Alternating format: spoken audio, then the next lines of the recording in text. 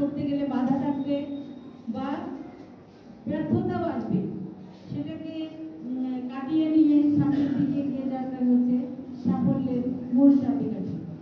তানভীর কোনো এক সময় হয়তো সে একটা জায়গা থেকে পিছিয়ে গিয়েছিল, তবু সেটাকে সে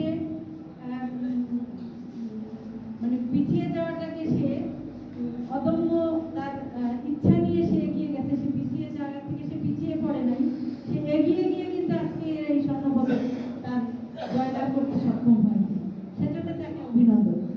আর বিশ্বনাথের সন্তান হিসাবে এটা গৌরবেরও বটে।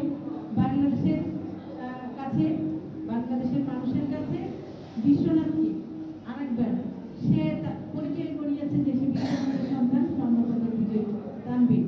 সেটা বিপদে নির্ভর, মানুষ বিভিন্ন পেশাতে বিভিন্ন জায়গায় মানুষ কাজ করে, অনেকে অনেক জায়গায়, কিন্তু যখন সে দক্ষতা এবং নিজেকে অনেক উপরে নিয়ে যায়, তখন কিন্তু সে তার এলাকা, তার বাড়ি অথবা তার এলাকা, তার উপজেলা অথবা তার জেলা, সেগুলোকে রিপ্রেজেন্টেট করে।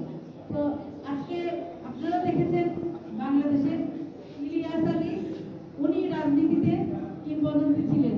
উনি রাজনীতির ভিতর থেকে উনি কিন্তু ওনার বাড়ি রামধানা, উপজেলা বিশ্বনাথ, ওয়ার্ডে যেখানে বাঙালি থাকে না কেন, বাংলাদেশের যেখানে যে প্রান্তে যান না কেন, যদি বলবেন যে বিশ্বনাথকে, ইলিয়াস আলীর বাড়ি বিশ্বনাথ, মানুষ চিনবে।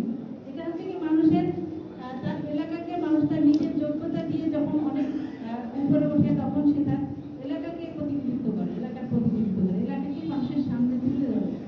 সেই জায়গা থেকে তানভীর তার খেলার মাধ্যমে বিশ্বনাথকে উপস্থাপন করছে বাংলাদেশের মানুষের কাছে। তো খেলা মানুষের নৈতিক বিকাশে, মানুষের শারীরিক বিকাশের মাধ্যমে একটি জাতি পরিপূর্ণ হয়। সে কারণে যুব সমাজ যাতে বিপথে না চলে যায়, যে ওই সময়টা, যে সময়টা খেলার সময় বা অবসর সময়, সেই সময়টা মানুষ যাতে খারাপ দিকে না যেতে পারে, অন্যান্য মাদকাসক্তি বা মতো অন্যান্য অপরাধের সাথে জড়িয়ে না থাকে, তারা যেন এই সময় যাতে খেলার মাধ্যমে ব্যয় করে, এটা একটা মানুষের কাছে একটা অবশ্যই অনুকরণীয়। তো আমাদের এই যুব সমাজ যারা আছে বিশ্বনাথের, তারাও যেন এই খেলাধুলার মাধ্যমে তাদের প্রতিভাকে এগিয়ে নিয়ে যায়। কারণ প্রত্যেকটা মানুষ কিন্তু একদিকে যেতে চায় না, অনেকে খেলাধুলাতে আগাতে চায়, অনেকে কাজের মাধ্যমে আগাতে চায়, অনেকে পড়াশোনা করতে চায়, অনেকে অনেকভাবে আগাতে চায়। সুতরাং যারা পড়াশোনার প্রতি না দিয়ে যাদের খেলার প্রতি আগ্রহ আছে, তারা অবশ্যই সেই খেলাটাকে সামনে নিয়ে আগাবে, সেটাই হলো উচিত আর কি। তো সে কারণে আমরা বিএনপি যে নির্বাচনী ইশতেহার ছিল সেটা পূরণের